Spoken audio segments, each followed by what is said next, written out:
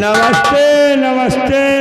और मामली कैसे राजा? जियो जागो, गुड्डू शुक्ला के हाथे लागो, भगवान लड़का लिए भगवती माँ उठा ले जाए सेवा पालन करने के लिए। खाली लड़का पैदा करो बा। ए मैडम जी, एक गंगा पारिन देखिए, अजीत बैंड पार्टी और साथ साथ ये आगे पटेल ट्रेडर्स, क्या कह रहे हैं? दोनों भाई की तरफ से ये गंगा पारिन के लिए गाना भी मांग रहे हैं। 51 रुपए की नाम आ रहा है, लेकिन गाना कौन सा चलेगा? कौन सा?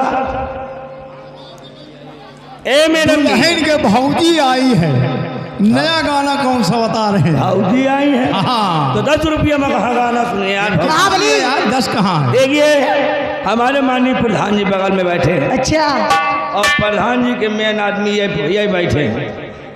देखिए गाना और हमारे फौजी साहब भी बैठे हैं। फौजी साहब का स्वागत अभिनंदन है। चलिए कहना है सभी लोगों के लिए क्या कहना चाहते हैं? एक छोटी सी गजल, इसके बाद सभी लोगों की फरमाइश।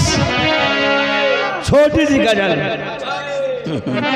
लगाइए छोटी। भाई ठेकेदारों आए हैं। कहाँ राजा? कोई पाई जा। अच्छा, कौन वाले? कौन वाले हैं? होगा तो हिन बताइए। हो लगाइए। आइए कहना है।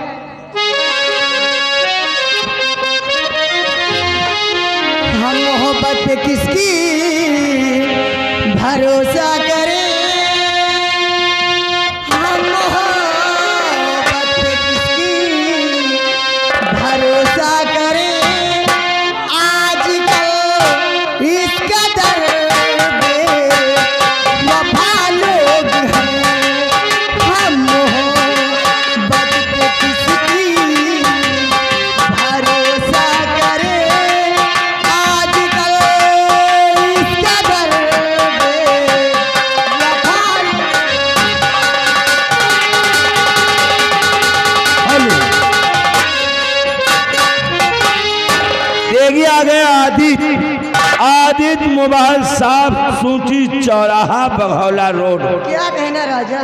कै रुपया में दे हो गाना फरमाई।